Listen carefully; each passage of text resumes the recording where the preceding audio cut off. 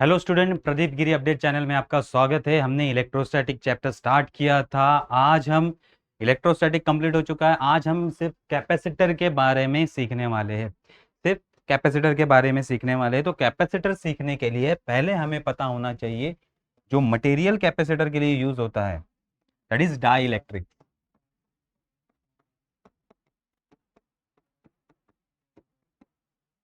Die electric material. अब ये die electrics होता क्या है? डाई इलेक्ट्रिक्स मटेरियल, तो ये इंसुलेटर होता है। पहले तो क्या होता है? It is a insulator. तो ये होता है इंसुलेटर।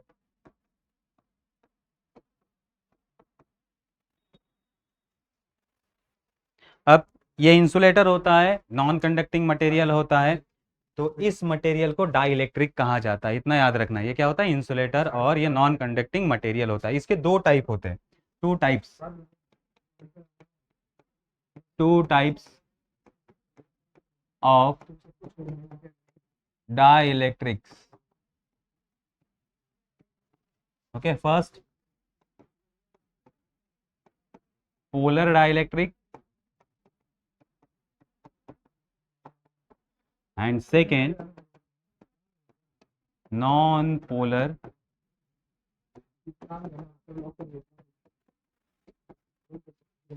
ओके।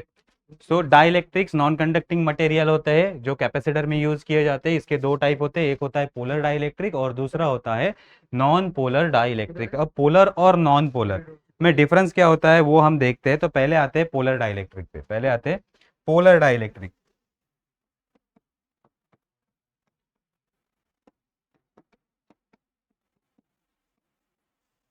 तो पोलर डाइलेक्ट्रिक जिसमें centre of mass of positive charge, okay, centre of mass of positive charge does not coincide with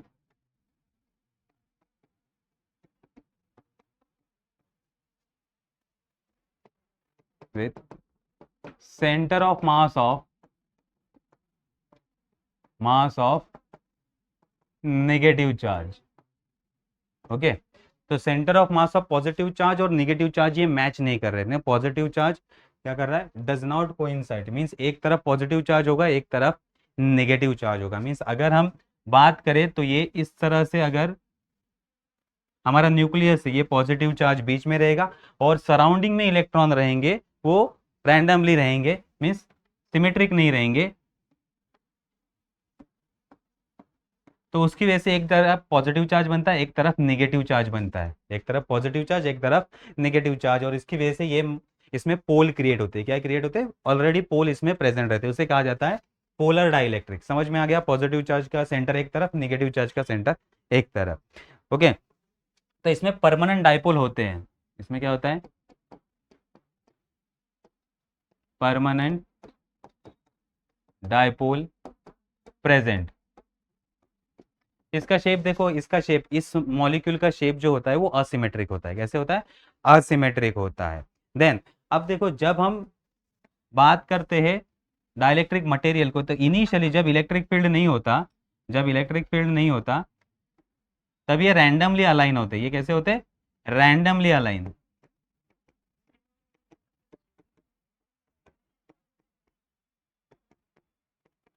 ये रैंडमली अलाइन होते हैं, उसकी वजह से total dipole moment is zero होता है। टोटल डाइपोल मोमेंट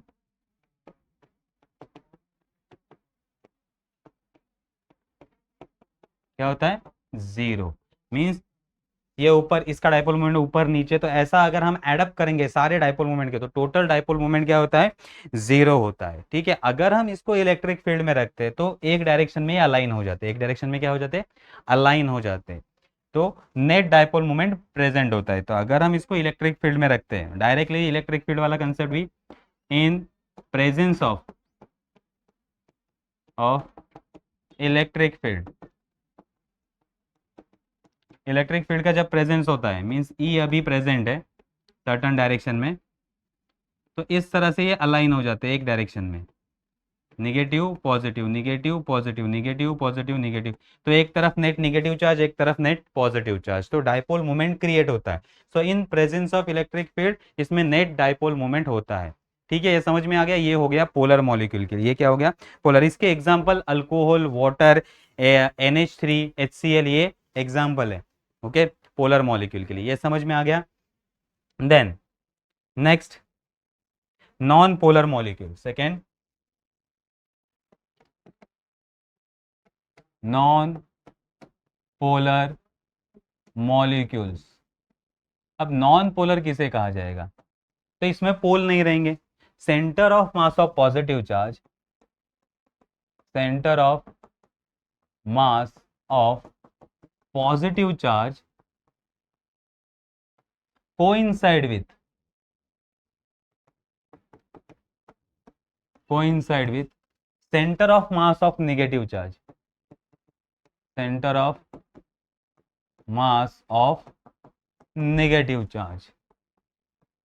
तो ऐसे मॉलिक्यूल को हम क्या कहेंगे, नॉन पोलर मॉलिक्यूल। तो जहां पॉजिटिव चार्ज है और निगेटिव चार्ज, ये दोनों कोइंसाइड करेंगे, ये दोनों क्या करेंगे, कोइंसाइड। जहां पॉजिटिव चार्ज आया है उसी के ऊपर निगेटिव चार्ज भी आएगा, उसी के ऊपर निगेटिव चार्ज भी आएगा। तो ये एक दूसरे को क्या कर देंगे, कैंसिल कर देंगे, एक दूसरे को कैंसिल। तो इसमें डायपोल मूवमेंट नहीं होगा। सो नॉन पोलर मींस इसमें पोल ही नहीं होंगे, जहां पॉजिटिव चार्ज है वहीं पे नेगेटिव चार्ज है एक साथ। तो इसका शेप देखो, इसका शेप कैसे होता है, सिमेट्रिक। याद रखो इसका शेप कैसे होता है, सिमेट्रिक शेप होता है। देन ये पॉजिटिव चार्ज का सेंटर और नेगेटिव सेंटर मैच करता है, तो इसमें नेट, इसमें डायपोल मोमेंट क्या रहता है, डायपोल मोमेंट एब्सेंट,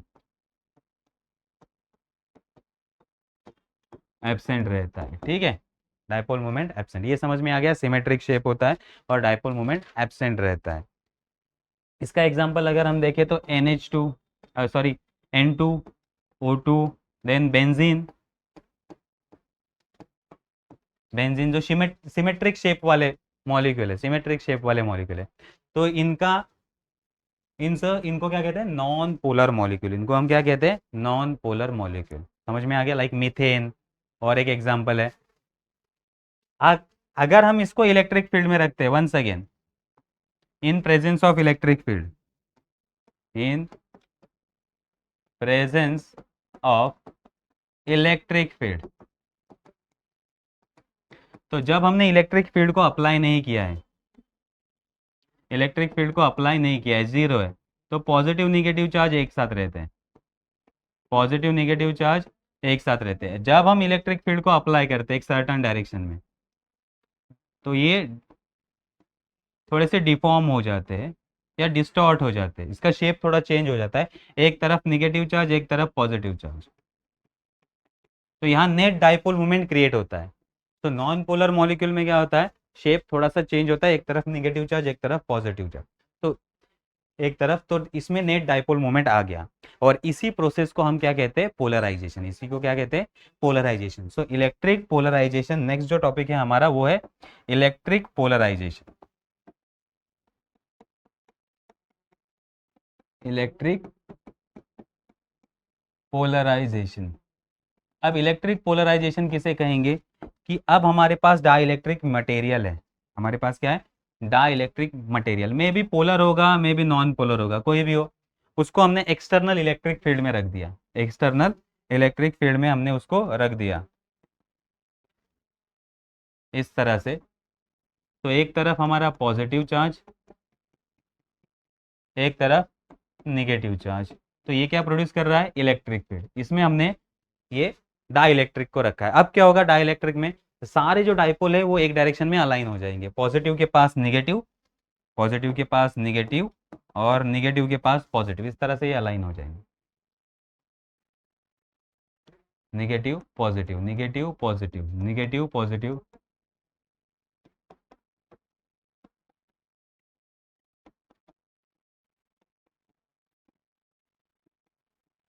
तो इसमें नेट डाइपोल मोमेंट आ जाएगा, इसे कहते हैं इलेक्ट्रिक पोलराइजेशन। अब इलेक्ट्रिक जब पोलराइजेशन होगा तो क्या होगा, बीच वाले चार्ज देखो नजदीक आ जाएंगे, एक दूसरे को कैंसिल कर देंगे, ये बीच वाले चार्ज एक दूसरे को कैंसिल कर देंगे, तो एक फेस निगेटिव चार्ज बनेगा, डाइलेक्ट्रिक का एक फेस निगेटिव चार्ज बनेगा और एक पॉजिटिवली चार्ज बनेगा, इसे कहते हैं इलेक्ट्रिक पोलराइजेशन। तो पोलराइजेशन समझ में आ गया। अब जब पोलराइजेशन होता है तो क्या होता है, देखो अब क्या हो गया, ये हमने इलेक्ट्रिक फील्ड अप्लाई किया था,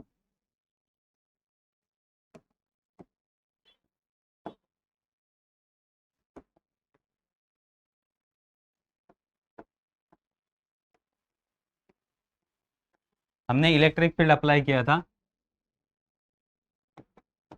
पॉजिटिव और ये नेगेटिव, इसमें हमने इलेक्ट्रिक फील्ड अप्लाई किया था ई। ओके, सो डाई इलेक्ट्रिक से कितना इलेक्ट्रिक फील्ड जा रहा था, ई इतना इलेक्ट्रिक फील्ड जा रहा था।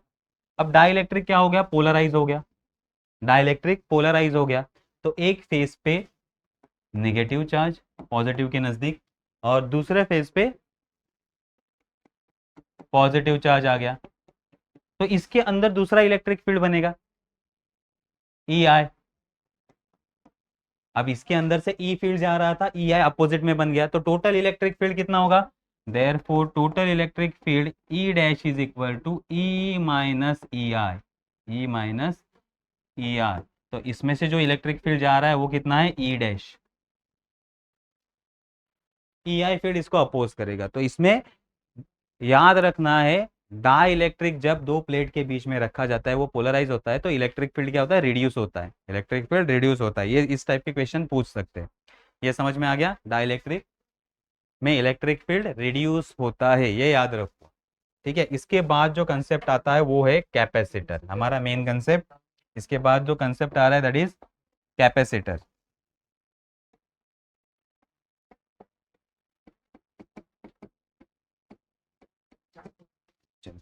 अब कैपेसिटर किसे कहते हैं, ये डिवाइस है जो चार्ज को स्टोर करता है, it is a device which store the charge. Okay, इसका सिंबल इस तरह से होता है, ये क्या है, डिवाइस, ये क्या करता है, स्टोर अ चार्ज, चार्ज को स्टोर करने का ये काम करता है। इसका सिंबल आपको पता है, इस तरह से इसका सिंबल होता है, एक तरफ पॉजिटिव चार्ज एक तरफ नेगेटिव चार्ज, इस तरह से ये स्टोर होता है। अब हमने देखा है प्रिंसिपल ऑफ कैपेसिटर, इसमें दो पैरेलल प्लेट यूज किया जाता है। पैरेलल प्लेट क्यों यूज किया जाता है, एक प्लेट हम यूज करते हैं, इसके ऊपर चार्ज स्टोर हो करती है, तो इसकी कैपेसिटी कम होती है। जब हम इसके सामने दूसरा प्लेट ग्राउंडेड प्लेट रखते हैं तो इसकी कैपेसिटी बढ़ जाती है, इसलिए कैपेसिटर दो पैरेलल प्लेट से बनता है, ये याद रखना है। ठीक है, ये एक कंसेप्ट है जो हमने 12th में स्टडी किया है, पैरेलल प्लेट कैपेसिटर। तो अब parallel plate capacitor, then spherical capacitor, then cylindrical capacitor, ऐसे बहुत टाइप के कैपेसिटर होते हैं, तो उसका अलग अलग फॉर्मूला आपको पता होना चाहिए। तो फर्स्ट जो हम स्टडी कर रहे हैं वो है parallel plate capacitor.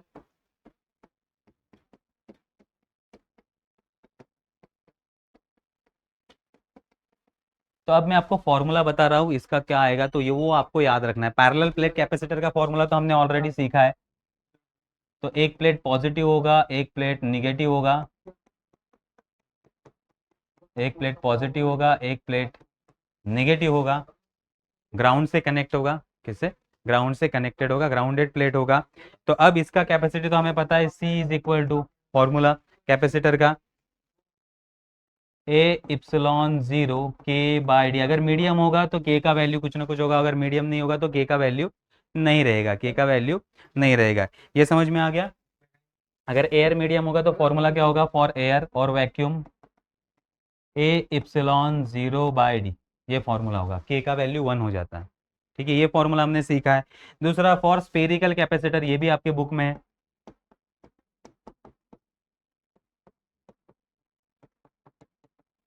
Spherical capacitor. अब स्पेरिकल कैपेसिटर का फॉर्मूला आपको याद करना पड़ेगा। तो स्पेरिकल कैपेसिटर का फॉर्मूला देखो, स्पेरिकल कैपेसिटर कैसे होता है, पहले इनर एक स्फीयर होता है, उसके सराउंडिंग में एक दूसरा स्फीयर होता है। ठीक है, इनर स्फीयर का रेडियस r1 है, आउटर स्फीयर का रेडियस r2 है। इनर स्फीयर पॉजिटिव चार्ज है और आउटर स्फीयर हमारा नेगेटिव चार्ज है, और देन इसको हमने ग्राउंड से कनेक्ट किया, इसको हमने ग्राउंड से कनेक्ट किया है। तो अब इसकी कैपेसिटी हमें निकालना है, तो इसके लिए फॉर्मूला है C is equal to capacity of spherical capacitor 4 pi epsilon zero K R1 R2 divided by R2 minus R1। ये फॉर्मूला हमें याद रखना है। ठीक है, देन थर्ड जो हमारा है capacitor that is cylindrical capacitor. Third है सिलेंड्रिकल कैपेसिटर।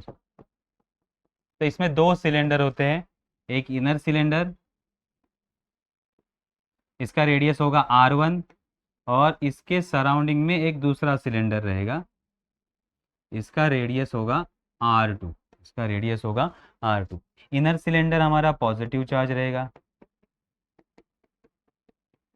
और आउटर सिलेंडर पे निगेटिव चार्ज होते हैं, आउटर सिलेंडर पे निगेटिव चार्ज होते हैं। और ये बाहर वाला स्पेस को हमने ग्राउंड किया है, इसको क्या किया हमने, ग्राउंड किया गया है। अब इसका जो फॉर्मूला है that is C is equal to 2πε0 KL, इसमें लेंथ भी होता है, then divided by 2.303 log of R2 minus R1। तो अगर स्पेरिकल कैपेसिटर पे क्वेश्चन आते तो ये फॉर्मूला याद रखना है, अगर सिलेंड्रिकल कैपेसिटर पे क्वेश्चन आते तो ये हमें फॉर्मूला याद रखने हैं।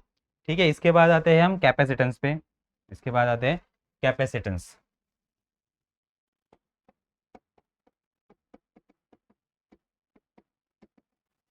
तो कैपेसिटेंस किसे कहते हैं, it is the ability of a conductor to store a charge, या ability of device to store a charge.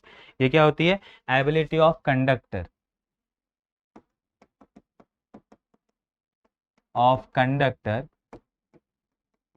To store a charge.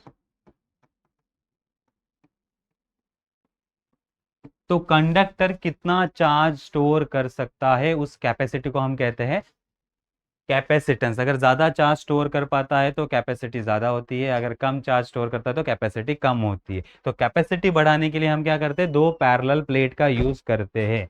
ठीक है, ये समझ में आ गया। इसका फॉर्मूला सिंपल है, C is equal to Q by V, C is equal to Q by V. अगर हम डायमेंशन फाइंड करें, डायमेंशन इसका, तो C का अगर हमें डायमेंशन फाइंड करना है तो Q का फॉर्मूला IT, और V का formula work done per unit charge. Charge ऊपर चला जाएगा तो स्क्वायर हो जाएगा, मीन्स IT का यहाँ स्क्वायर हो जाएगा क्योंकि चार्ज ऊपर चला गया। ठीक है, चार्ज ऊपर चला गया। देन वर्क डन का फॉर्मूला हमें पता है, यहाँ हो गया IT स्क्वायर, और force, work done force into distance,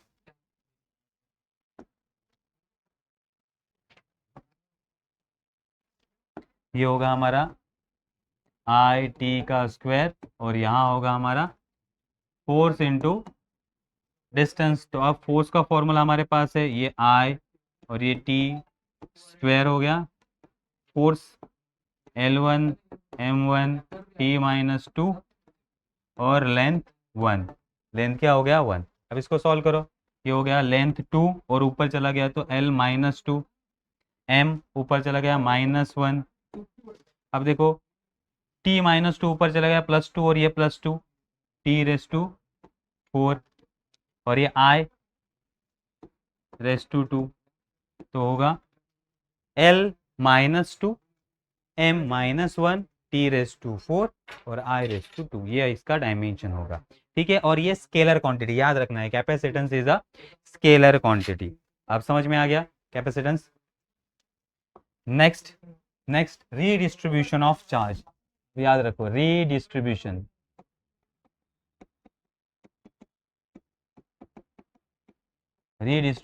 of charges. तो अब हम यहाँ दो कंडक्टर ले रहे हैं, consider two insulated conductor, consider two insulated conductor, कोई भी शेप हो, दो इंसुलेटेड कंडक्टर लिए, एक को कहते हैं P और दूसरे को कहते हैं Q, P एंड Q, दो कंडक्टर लिए हैं। देन इसकी कैपेसिटी है, capacitance C1 and C2, capacitance C1 and C2, इसके ऊपर चार्ज रहेंगे, charges Q1 and Q2, then V1 and V2, इसका क्या रहेगा, पोटेंशियल ऑफ टू कंडक्टर्स, ठीक है, पोटेंशियल ऑफ टू कंडक्टर। अब हम क्या करते हैं, इन दोनों को ज्वाइन करते हैं, मीन्स अगर हमारे पास ये एक कंडक्टर है P और ये दूसरा कंडक्टर है हमारा Q, P एंड Q। ठीक है, अब इसकी कैपेसिटी है C1, इसकी कैपेसिटी है C2, इसके ऊपर चार्ज है Q1, इसके ऊपर चार्ज है Q2, इसका पोटेंशियल है V1, इसका पोटेंशियल है V2। ठीक है, ये समझ में आ गया। अब इन दोनों को हम थ्रेड से कनेक्ट करते हैं, थ्रेड से कनेक्ट करते हैं। अब जिसका पोटेंशियल ज्यादा होगा वहां से चार्ज फ्लो होंगे कम पोटेंशियल की तरफ, चार्ज क्या होंगे, फ्लो होंगे, और चार्ज का रीडिस्ट्रीब्यूशन होगा। चार्ज का क्या होगा, रीडिस्ट्रीब्यूशन। जब हम कनेक्ट करते हैं तो चार्ज क्या करते हैं, फ्लो करते हैं, याद रखना है। अब इस केस में दोनों कनेक्ट किए तो इस सिस्टम पे टोटल चार्ज कितने होंगे, टोटल चार्ज, टोटल चार्ज इस केस में जब आपको ऐसे सम आते हैं कि हमारे पास दो कंडक्टर है, उसको हमने थ्रेड से या वायर से कनेक्ट किया है या कंडक्टर से कनेक्ट किया है, तो उस केस में टोटल चार्ज क्या होंगे, Q1 plus Q2, Q1 plus Q2। And combine capacity क्या होगी,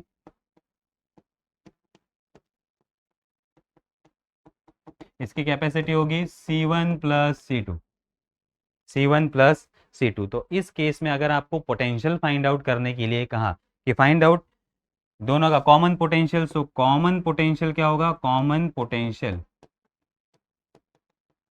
अब दोनों का कॉमन पोटेंशियल, दोनों को कनेक्ट कर दिया तो पोटेंशियल क्या हो जाएगा, common, that is V is equal to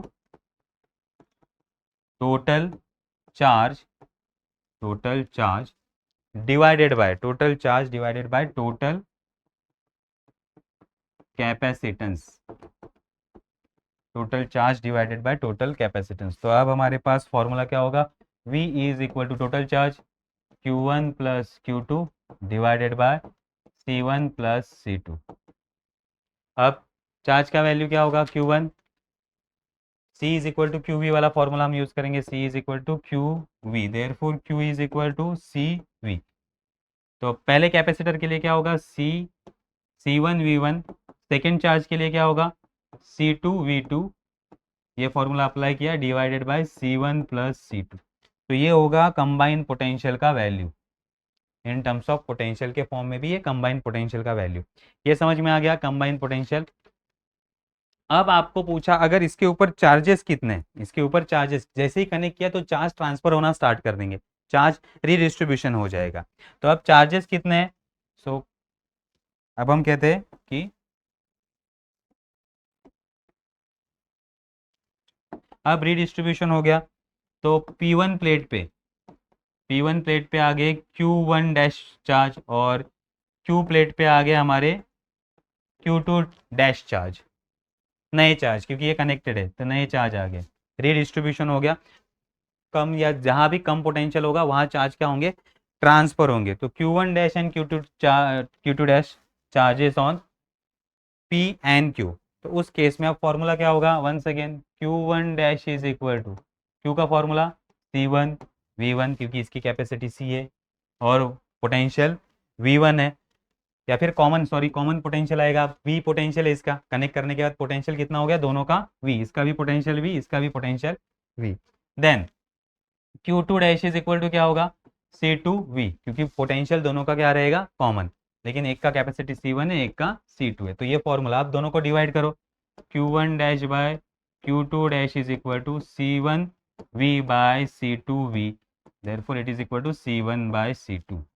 तो अगर रीडिस्ट्रीब्यूशन ऑफ चार्ज निकालना है आपको तो कैपेसिटी का क्या करना है, डिवाइड करना है, कैपेसिटी को डिवाइड करना है। तो ये न्यूमेरिकल भी याद रखो, कभी कभी इस टाइप का न्यूमेरिकल आता है आपको और ऑप्शन दिए रहते हैं, Q1 dash by Q2 dash is equal to C1 by C2। ठीक है, ये समझ में आ गया। Then next, capacitance of isolated spherical conductor, capacitance of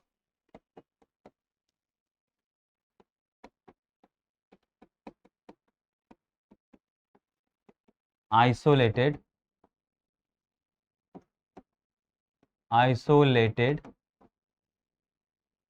spherical conductor.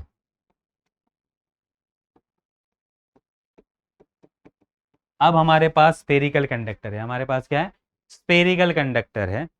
तो एक हम स्फेरिकल कंडक्टर ले लेते हैं, रेडियस जिसका R है और जिसके ऊपर चार्जेस है, पॉजिटिव चार्जेस है,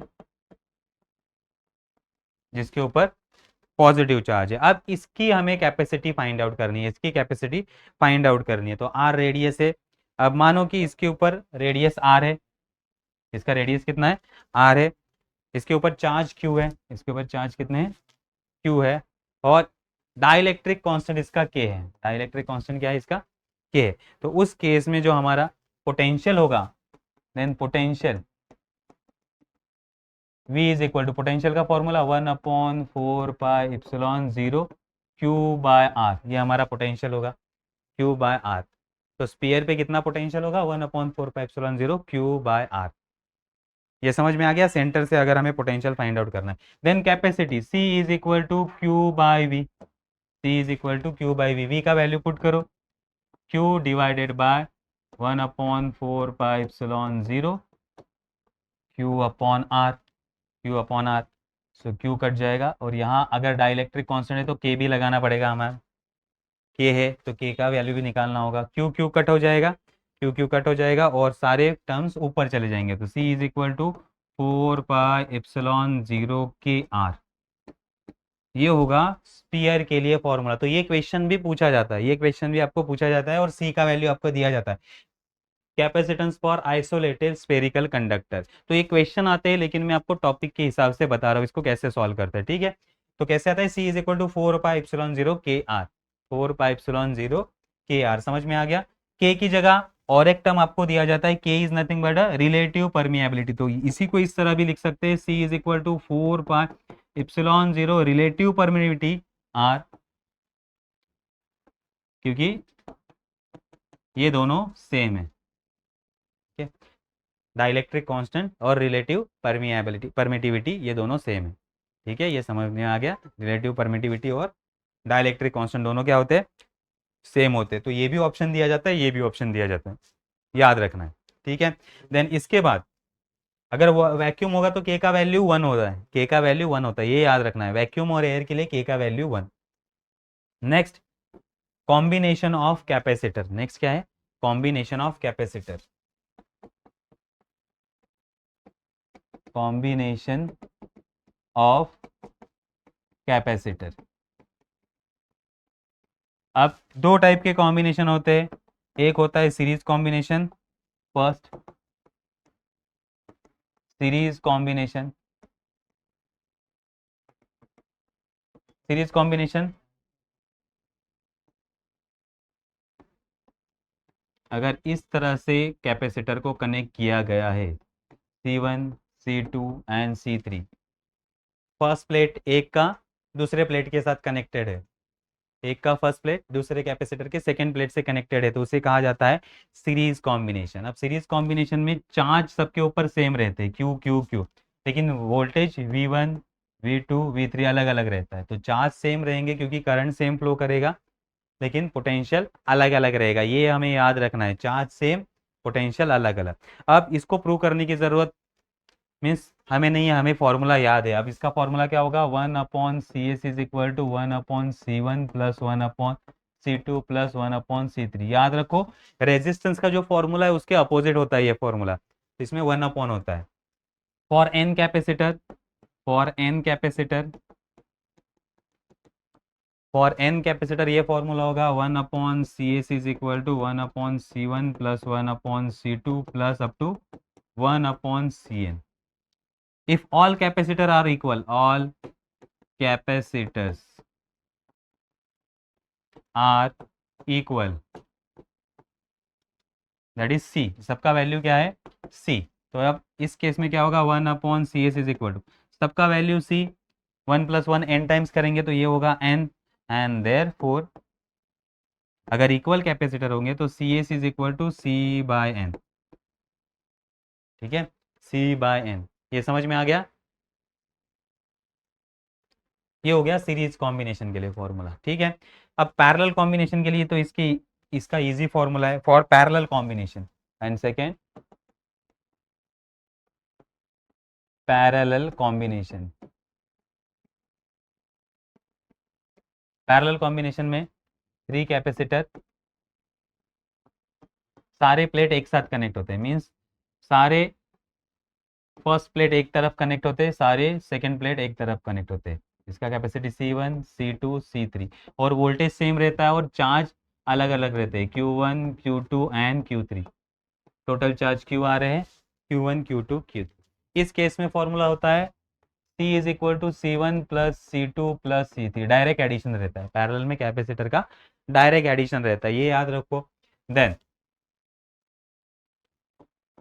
C, अब n कैपेसिटर के लिए क्या होगा, C1 plus C2 up to Cn, और all capacitor are equal, all capacitor are equal, then value क्या होगा, C is equal to n time of, और Cp हम कहेंगे parallel capacitor, equivalent capacitor is equal to Nc, okay, n time of C।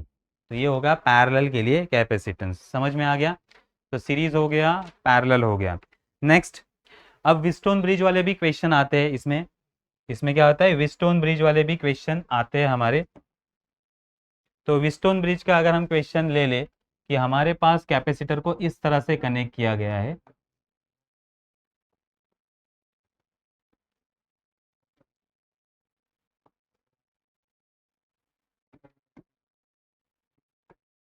तो Wheatstone bridge वाला concept इसमें use किया जा सकता है, विस्टोन ब्रिज वाला कंसेप्ट हम इसमें यूज कर सकते हैं। C1, C2, C3, C4 and C5। तो अगर ये विस्टोन ब्रिज का कंडीशन सेटिस्फाई करता है तो इस आर्म से कभी भी करंट फ्लो नहीं करेगा, तो इसका यूज हम इसको C5 को इग्नोर करेंगे। तो अगर ये capacity C1 by C2 is equal to C3 by C4, अगर ये कंडीशन होता है देन इग्नोर, हम किसको इग्नोर करेंगे, C5 को इग्नोर करते हैं, जैसे कि करंट इसमें से फ्लो नहीं करेगा क्योंकि दोनों तरफ पोटेंशियल सेम रहेगा, क्योंकि सबका कैपेसिटी क्या है, C1 by C2 is equal to C3 by C4। अगर ये मैच होता है तो यहाँ से करंट फ्लो नहीं करेगा, तो ये फॉर्मूला भी हमें याद रखना है। देन हमने सीखा है energy of capacitor, energy of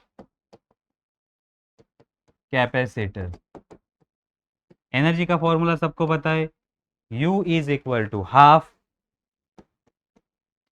Q square by C, Q square by C, ये एक फॉर्मूला है। या फिर Q का वैल्यू पुट करो, Q का वैल्यू क्या होता है, CV, Q is nothing but a CV। तो अगर वो वैल्यू आप पुट करते हो तो दूसरा फॉर्मूला हमारा बनेगा, एक C कट हो जाएगा तो ये होगा half CV square, half CV square, और एक तीसरा फॉर्मूला बनता है इसका हाफ QV।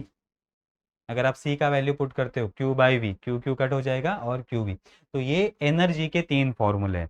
तो ये कंसेप्ट समझ में आ गया, ठीक है, एनर्जी ऑफ कैपेसिटर। देन हमने कैपेसिटर के और कुछ फॉर्मूले स्टडी किए हैं, अगर आपको याद होगा तो अगर दो पैरेलल प्लेट है विदाउट डाइलेक्ट्रिक, दो parallel plate without dielectric, okay, capacity of capacitor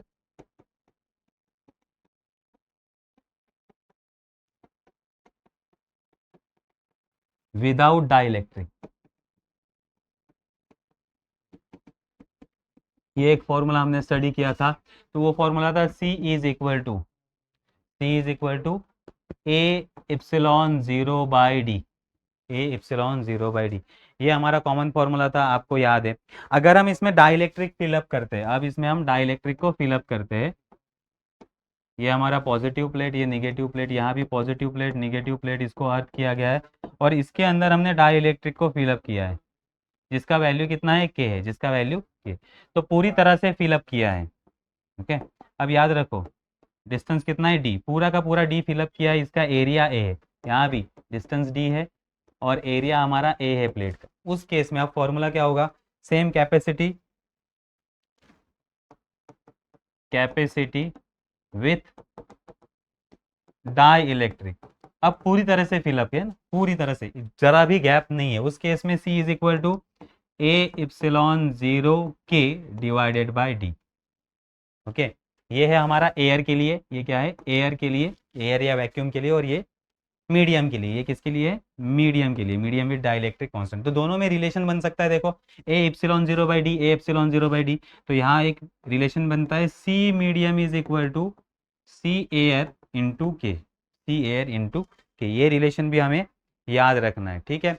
then तीसरा हमने फॉर्मूला सीखा था कि अगर ये फुल्ली पूरी तरह से फिलअप नहीं किया गया है, पूरी तरह से फिलअप नहीं किया गया है, ये हमारा दोनों में डिस्टेंस है d, area A, positive plate negative plate, ये ग्राउंड रहेगा, और उसके अंदर हमने डाइलेक्ट्रिक मटेरियल को फिलअप किया है जिसका वैल्यू k है और थिकनेस कितना है t है, थिकनेस कितना है t है। तो ये फॉर्मूला भी हमने स्टडी किया था। इसका फॉर्मूला का वैल्यू क्या है, c is equal to A epsilon zero divided by D minus T plus T by K. तो ये फॉर्मूला हमें याद रखना है थिकनेस टी के लिए। ठीक है, ये समझ में आ गया। तो इतने फॉर्मूले और इतने टॉपिक आपको याद रखने, इसमें से कुछ सम थे, पीवाईक्यूज थे, लेकिन मैंने आपको सॉल्व करके लिया टॉपिक के हिसाब से, तो वो भी आपको ध्यान रखना है क्योंकि उसके ऊपर पीवाईक्यूज आते हैं। जैसे कि हमने रीडिस्ट्रीब्यूशन ऑफ चार्ज का स्टडी किया, वो पीवाईक्यू में भी पूछा जाता है। ओके, तो ये याद रखो। देन हमने आइसोलेटेड स्पेरिकल कंडक्टर का कैपेसिटी हमने फाइंड आउट किया, वो भी पीवाईक्यू में पूछा जाता है। अब आते हैं हम सम पे या पीवाईक्यूज पे जो हमें दिए गए हैं। देखो अब क्या कहा है, a capacitor C1 is equal to 4 microfarad, 4 microfarad is connected in a series with the another capacitor C2 of 1 microfarad. The combination is connected across DC source of 200 volt. Then the ratio of potential across C2 and C1 is. अब हमें potential का ratio find out करना है, तो हमें potential का formula पहले लिखना पड़ेगा। किसका फॉर्मूला लिखना पड़ेगा, पहले पोटेंशियल का फॉर्मूला हमें लिखना पड़ेगा। तो पहला कैपेसिटर देखो C1 है, तो पोटेंशियल क्या होगा, V1 is equal to potential का फॉर्मूला। अब हमें पता है Q C1, Q देखो क्या कहा है, capacitor C1 and C2 connected in a series. तो हमारे पास दो कैपेसिटर है, दोनों को क्या कहा है मैंने, सीरीज में कनेक्ट किए हैं। ये है C1, ये है C2, इसका वैल्यू है 4 माइक्रोफैरेड और इसका है 1 माइक्रोफैरेड। अब कौन सा कंसेप्ट हमने यूज किया, तो इसमें से चार्ज सेम फ्लो करते हैं, चार्ज क्या करते हैं, सेम फ्लो करते हैं। तो चार्ज का वैल्यू दोनों के लिए सेम रहेगा, चार्ज का वैल्यू दोनों के लिए सेम रहेगा। सेकेंड के लिए V2 इज इक्वल टू क्या रहेगा, Q अपॉन C2। अब दोनों को डिवाइड कर दो, दोनों को डिवाइड कर दो, तो क्या होगा, दोनों को हम डिवाइड करेंगे तो V1 by V2 is equal to Q C1 divided by Q C2, Q cut हो गया, therefore C2 divided by C1। अब C2 का वैल्यू हमारे पास है, C2 का वैल्यू कितना है, 1 माइक्रोफैरेड डिवाइडेड बाय 4 माइक्रोफैरेड, तो यूनिट तो कैंसिल हो जाएगा, तो ये होगा 1:4। कौन सा आंसर है, 1:4। ओके, हमें क्या पूछा है, potential across C2 to C1 पूछा है। क्या पूछा है, C2 टू C1। हमने C1 टू C2, अगर C1 टू C2 पूछा होगा तो 1:4। हमें क्या पूछा है, हमें पूछा है इसके अपोजिट पूछा है। ओके, तो इसको मैं रफ करता हूं, हमें क्या पूछा है, C2 by C1 means V2 by V1 का हमें रेशियो पूछा है। किसका, V2 बाई V1। तो V2 का वैल्यू हमें पता है, that is Q by C2 divided by Q by C1। तो Q कट हो जाएगा, तो ये क्या होगा अब, C1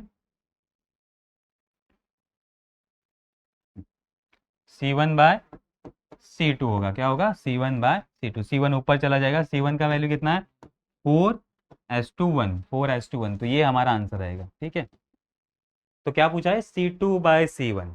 ठीक है, C2 बाय C1, इसलिए पोटेंशियल C2 का ऊपर रहेगा और C1 का। अगर C1 बाय C2 पूछेंगे तो 1/4 आएगा, 1 डिवाइडेड बाय 4 आएगा, लेकिन हमें क्या पूछा है, C2 बाय C1, तो इसको याद रखो। ठीक है, ये हो गया एक सम। देन नेक्स्ट सम पे आते हैं। अब हम क्या कहा है, नेक्स्ट सम हमें दिया गया है, the difference in the effective capacity of two similar capacitors when joined in a series and then in a parallel is 6 microfarad. The difference in the effective capacity of two similar capacitors,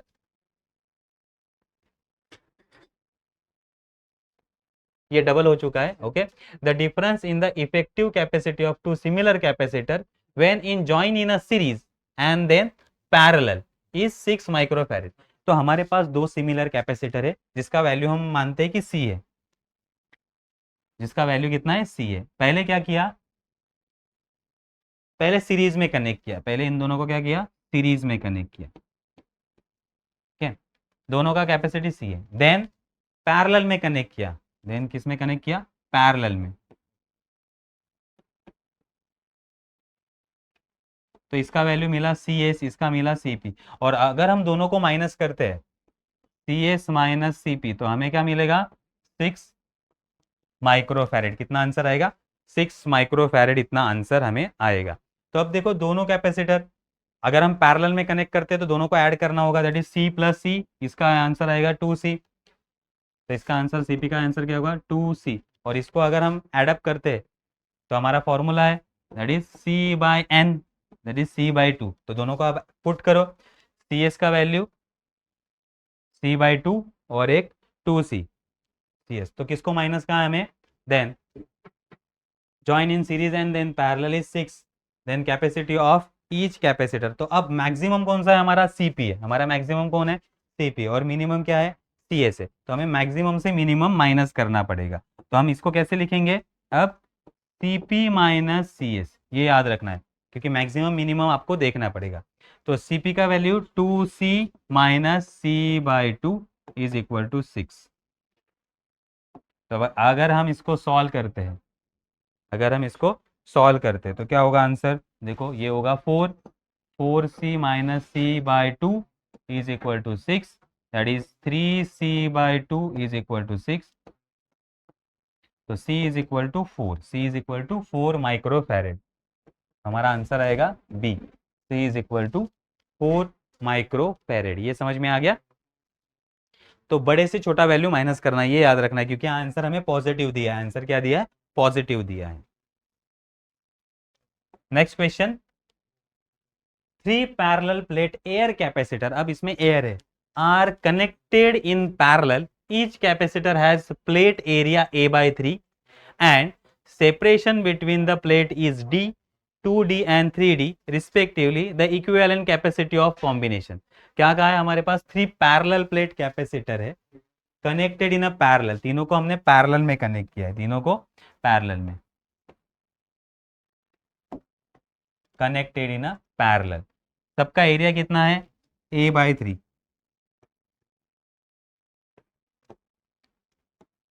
तीन capacitor parallel में connected है, okay. Then तीनों का area कितना है A/3, plate का area कितना है A/3, तो ये सेम है A/3। अब इसमें डिस्टेंस कितना है, पहले में है डिस्टेंस D, दूसरे में है 2D और तीसरे में है 3D, तीनों पैरेलल में कनेक्टेड है। तो इसको कहेंगे हम C1 कैपेसिटर, इसको कहेंगे C2 और इसको कहेंगे C3। अब तीनों पैरेलल में कनेक्टेड है तो CP is equal to equivalent capacity C1 plus C2 plus C3। C का फॉर्मूला क्या होता है, C is equal to air capacitor है A/0/D, क्या होता है A/0/D। अब A का वैल्यू क्या है A/3, तो पुट करो पहला C1 के लिए A/3 ε0, D का वैल्यू D है यहाँ, प्लस A/3 ε0, D का वैल्यू 2D, तो यहाँ हम पुट करेंगे 2D प्लस A/0, यहाँ 3 आएगा A/3, एरिया का value ε0 as it is, D का वैल्यू कितना है 3D, D का वैल्यू कितना है 3D। तो ये समझ में आ गया। अब इसमें से, अब इसको हम सॉल्व करेंगे, इसमें से कॉमन क्या आएगा, इसमें से कॉमन A/0 को कॉमन ले लेते हैं, A/0 को कॉमन, क्या बचेगा 1/3D plus 1/6D plus 1/9D।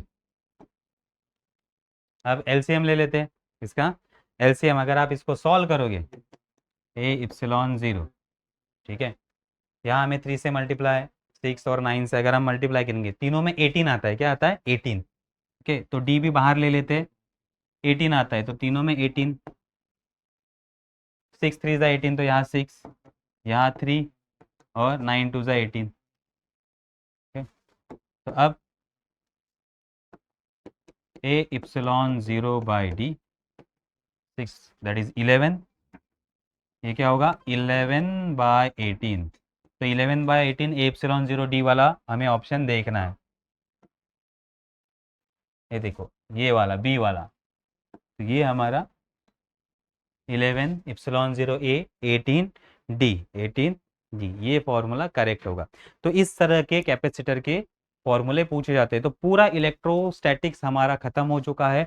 Near about 12 से 15 हमने एमसीक्यू सॉल्व कर लिए हैं इस चैप्टर के, क्योंकि इसको हमने पार्ट्स में स्टडी किया, 11 के पार्ट में, देन 12 का पार्ट हमने स्टडी किया एंड देन कैपेसिटर को अलग से स्टडी किया है। तो यहाँ हमारा पूरा इलेक्ट्रोस्टैटिक चैप्टर खत्म होता है। नेक्स्ट लेक्चर में हम नेक्स्ट चैप्टर लेके आएंगे, तब तक के लिए बाय बाय।